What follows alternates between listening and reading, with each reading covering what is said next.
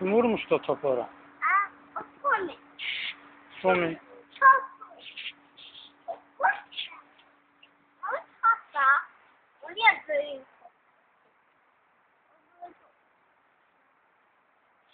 Kim vurmuştu onu diyordum bir ağız. Onu toplu. Toplu yaşlı. Yaşlı. Mesela oran burası. Ya sen neyse olmaz yaşlılar.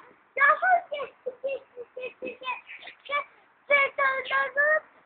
Burada ona ses kaldı orada. Sil kaldı orada. O kimin topudu? O vardı. Kimi? Murat. Mulat. Murat'ın futbolunun topudu. Ya Murat'ın topunu da iyice böyle gittiğini bilirsin. Kimsin? Hayır. Mesela elim takmıyor.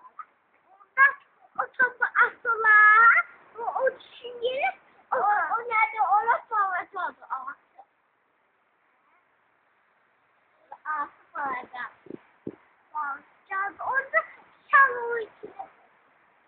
Çalı içine.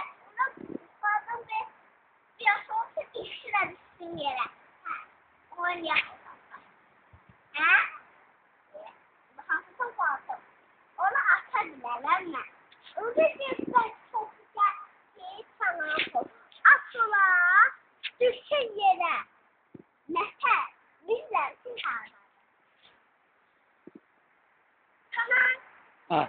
Bir tane topum getirdim topumunu. İşçiden düştüğün yere. Hangisi bu?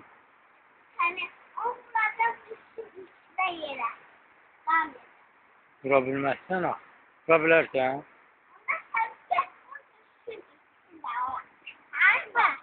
He?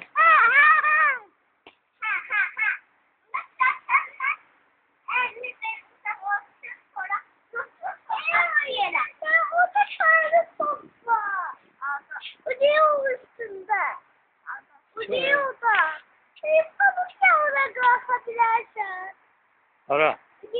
Yok kalkabilmem. O şart olmayı orada. O annene kalktığında şart olacaksın. Şimdi bu. Ama şart değil miydi? Bazen bir aşağıya topu var. Nerede ben şart top. Var da beni bağırsa. İkiden bağırsa. Ona yukarıda düşün gitler ona. Sen onu kalkabilirsen bana. Yok kalkabilmem. Ya ona ne kalkıştı? Sen kalkabilirsen onun Ya üstüne. sen ben kucağımda kalkıştı ona. Öyle Yıkılarsana. Yıkılarsana.